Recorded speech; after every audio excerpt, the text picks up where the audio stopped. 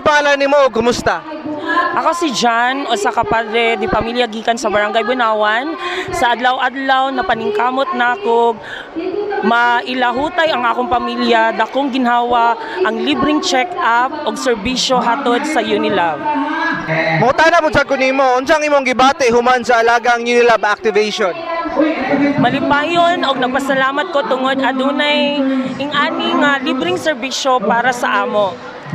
Unsa ang pinakaganahan nimo nga bahin sa aktibidad na kay ganahan nga madugang? Naganahan ko sa libreng konsultasyon o libreng mga tambal tungod tinong makatabang kini sa akong kahimsog. Sa unsang paagi nakatabang ang alagang Unilab sa imo karon nga adlaw? Nahibalaan ako ang niaging kahimtang sa akong panglawas tungod sa libreng konsultasyon.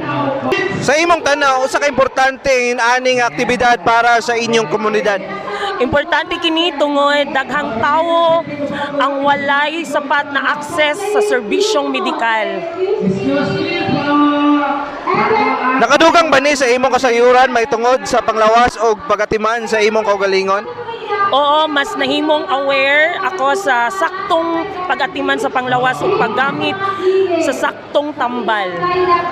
Nakita ba nimo nga tinuod nga nagpakabana ang Unilab sa inyong kaayuhan?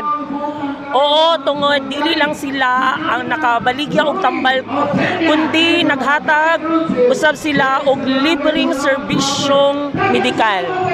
Pagkahuman sa aktibidad, mas musali ka ba sa mga produkto sa Unilab?